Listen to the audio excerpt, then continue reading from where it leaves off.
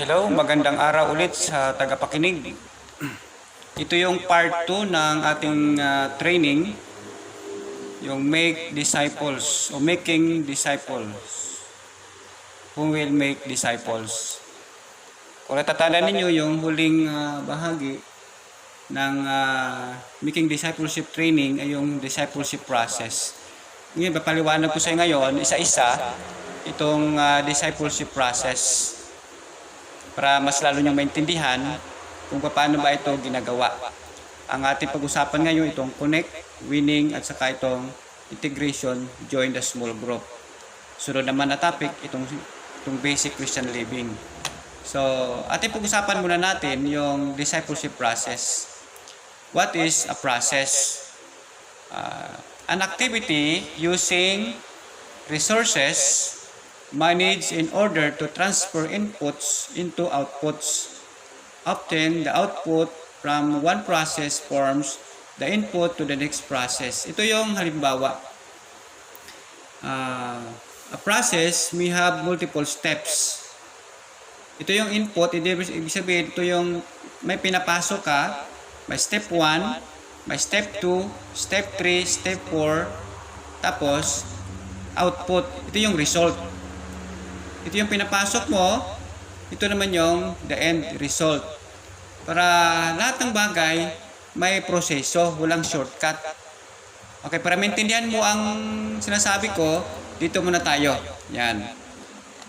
Kasi mahilig tayo, lahat tayo ay gumagamit ng sugar. So, ang sugar ay matamis. Pero alamin natin saan ba siya nanggaling. Okay, dito tayo sa pinagmulan ng sugar. Sugarcane harvesting tropical regions. Okay. Nagsimula siya sa tubo. O, ito yung raw materials. Number 1. Tapos siya in-harvest. Dadalhin siya sa factory. Gawin siyang sugarcane juice by crushing. So, iniipit ito, pinipiga, hanggang lalabas yung kanyang juice.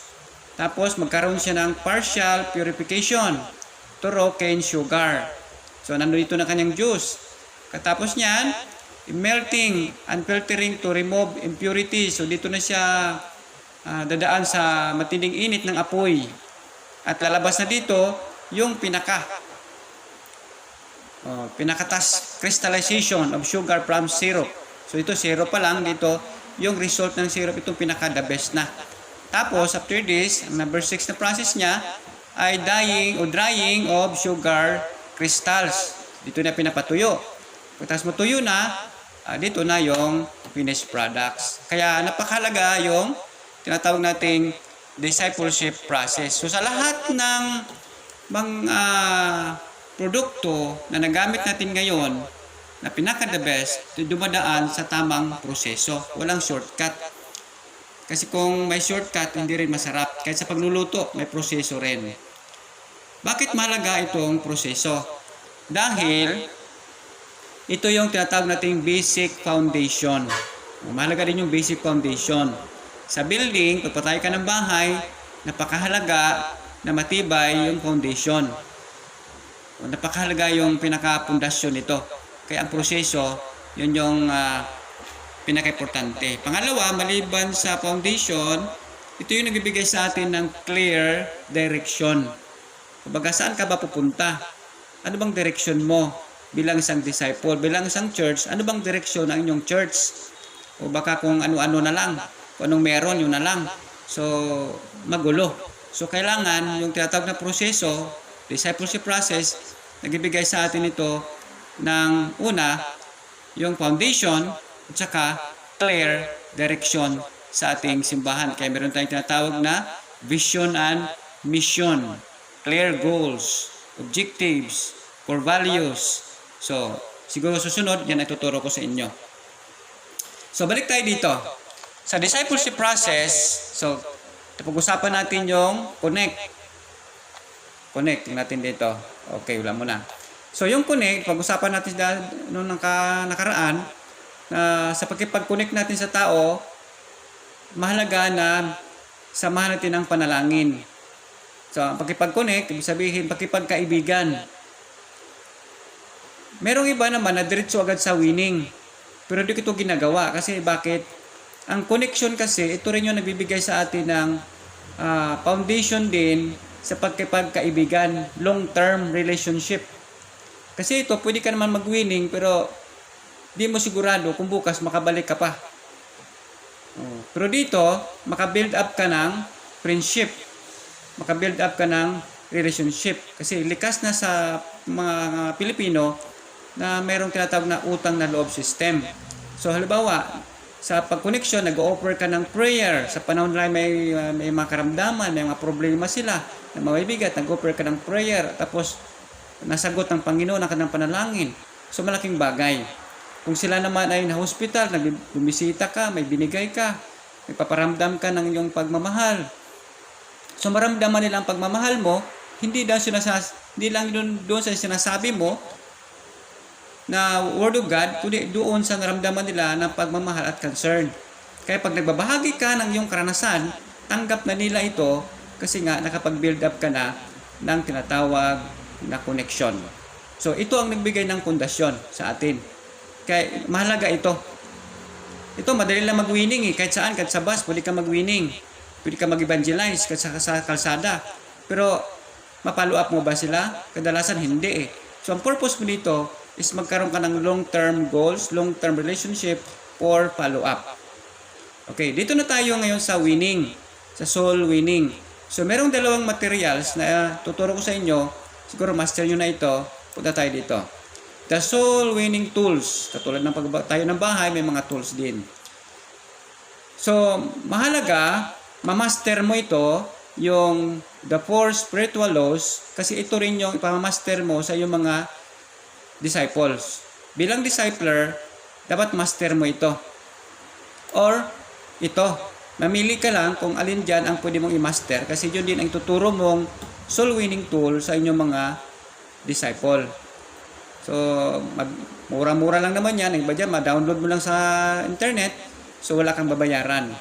So, yun ang unang instruction. Yun ang unang dapat mong gawin na ma-master mo yung soul winning tool. O meron ka mang na-master dyan, yun pwede mo rin gamitin. Ito ay suggestion lamang. Okay. Pagkatapos mo na soul winning, na tumanggap na sa Panginoon, ito na yung i-join mo na sila sa small group. Ito na yung discipleship of 7. 7 lang sila. Halimbawa, kung ang target people mo is senior citizen, parehong senior citizen. Kasi nagkakaintindihan. Kung ang discipleship group mo ay mga negosyante, parehong negosyante. Kung ang discipleship group mo ay mga driver, parehong driver. At least nandoon yung pagkaunawaan nila kasi pareho sila ng profesyon. Huwag ihalo-halo kasi magkaroon ng insecurities ang iba, magkaroon ng comparison at magkaroon ng pag-alinlangan. So advice lang na huwag ihalo. Dapat magkapareho. Kung age bracket, magkapareho din. Kung mga singles, pareho singles. Kung mga single parent, pareho din single parent. Kung mga couples din. Okay, merong 7 rason to join the small group. Small group na kasi ang maganda Bakit ano bang rason? Bakit kailangan ng small group? Number 1 is to have a fellowship with one another. In 1 John chapter 1 verse 7, ito ang sabi, but if we walk in the light, as He is in the light, we have fellowship one with another. And the blood of Jesus Christ, His Son, cleanseth us from all sin. So, kailangan yung tinatawag na fellowship, may kasama. Kasama sa iyong paglalakad, o sa iyong paglalakbay, sa iyong journey bilang isang mananampalataya, kapareho mong mananampalataya. Kasi kung makisama ka sa hindi mananampalataya, sabi nga ng kasabihan, tell me your friends and I will tell you who you are. Sabihin mo sa akin ang iyong mga kaibigan at sabihin ko kung sino ka. Kaya kung sinong sinasamahan mo, bawa ang mga sinasamahan mo ay malagong Kristiyano, lalago ka rin Kristiyano. Pero kung samahan mo ay mga backslider, kapareho ka rin maging backslider kasi mahawa ka sa kanilang mga negatibong kaisipan.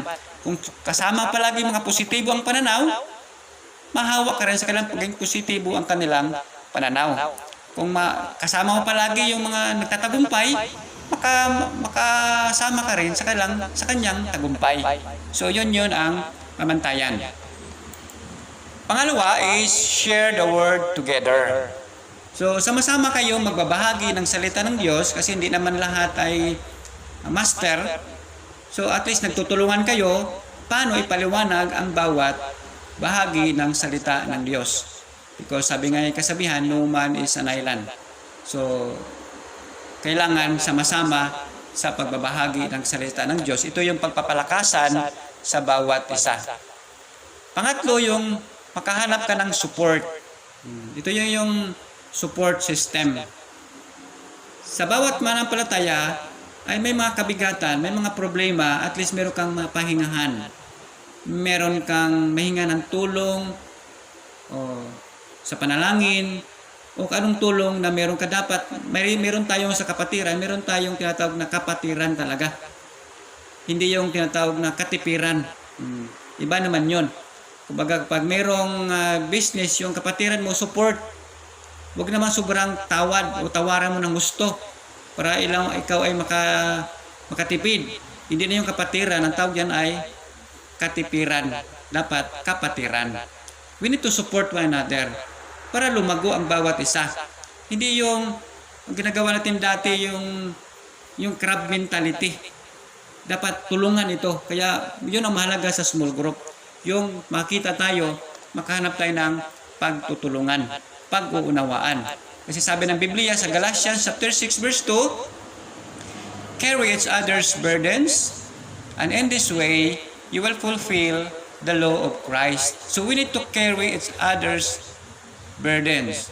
So ang kabigatan ng bawat isa ay maging magaan pag tayo ay nagtutulungan. So at least unawaan natin yun. Sino ba dapat ang magtutulungan? Dapat tayong mga kapatiran. Paano nila malalaman na may Kristo sa puso kung tayo ay nag-away-away man lang? Tayo ay nag-iisnaban. So dapat dito maramdaman ng kagrupo natin na mayroon parang tulungan dito. Kasi pag maramdaman na mayroong tulungan, ay talagang dalago ang bawat isa at malugod ang Panginoon sa ginagawa natin. Pangapat, ito yung tinatawag na mentoring. Yun ang purpose ng small group, yung mentoring. Sa mentoring, meron na ito lahat na ito, yung goal. Mag-set kayo ng goal. Ano bang goal nyo sa bawat araw? Ilang memory verse ba ang i-memorize sa bawat araw? Sino-sino ba ang inyong ipapanalangin? Sino-sino ba ang inyong i-reach out? Yun ang goal ninyo. So, sa pag-mentoring, kung ikaw ang trainer, bibigay ka ng goal at i-mentor mo, i-follow up mo kung nagawa yung goal. O nakapag-pray ba siya sa umaga? Nakabasa ba siya ng Biblia? O nakapag-reach out ba siya? O ano bang ginagawa niya? So ito yung mentoring. Tapos, bilang trainer, magbibigay ka rin ng direction. Ano bang direction natin? Ano bang goal natin for 2 years? So ikaw mag-set ng direction para susundin ito ng mga disciple. Bilang discipler, ikaw mag-set ng direction. Advice. So dito may mga problemang nag-a-arise. So dito magtutulungan tayo sa bigay ng magandang payo. Yan. Tapos motivation. Bisa nanghihina. So kailangan motivate ang bawat isa. Hindi madali yung pagkakaroon ng discipleship group. Kasi gagawin mo lahat. Kasi i-motivate mo. Sasamahan mo. May sakripisyo. Yun ang tinatawag ng mentoring. May coaching. Kukoach mo pa. Tuturuan mo pa. Tapos may training, support, the end result, success. So ito yung tinatawag ng mentoring. So kung gusto magkaroon ng success, ito magdadaanan natin. Magkaroon ng goal, magkaroon ka ng direction, magkaroon ng sort of advice sa mga kagrupo, tapos i-motivate, kukoach mo, training, give support with the financial support, moral support, emotional support. So lahat ng klaseng support ay nandito natin ipapakita. Then, sa success, kabahagi tayo sa success. It is a teamwork. So walang naging successful na basketball team na one-man rule, one-man player. Lahat sila naglalaro. So naging champion. So ganun din sa small group. So ang ating goal is to give glory to our living God. So pagbibigay ng kaluwalhatian sa Panginoon sa bigay ating sama-samang paggawa sa gawain ng Panginoon. Panglima is yung growing together. So sabay-sama tayong lalago. Sabay-sabay tayong lalago sa ating pagiging disciple ni Kristo. Hindi yung walang mauna, walang mahuli, sabay-sabay tayo. Iyon ang purpose ng small group. Kaya maliit lang, pangpituhan lang para madaling i-manage. Panganim, yung praying together. So napakahalaga yung manalangin ng sama-sama. Anong sabi sa Biblia? Sa Matthew chapter 18 verse 20. Whenever 2 or 3 of you come together in my name, I am there with you. Tangsay pa sa 21, sa 2-3 nagkakasundo sa paghingi ng anumang bagay ay ipagkakaloob ko sa inyo. So may power sa sama-samang panalangin pag marami kaysa mag-iisa ka lang. So napakahalaga yung prayer o praying together. Sabi rin sa Biblia, sa banal na kasulatan, if my people who are called by my name shall humble themselves and pray, seek my face, turn their wicked ways, then I will hear from heaven and I will heal their land. Napakahalaga po yung sama-samang manalangin. Nandun ang impact. At pag nakita ng Diyos ang pag-unite natin sa panalangin, God's promise us to answers every prayers. Pangpito is yung getting to know each other. So ito na yon.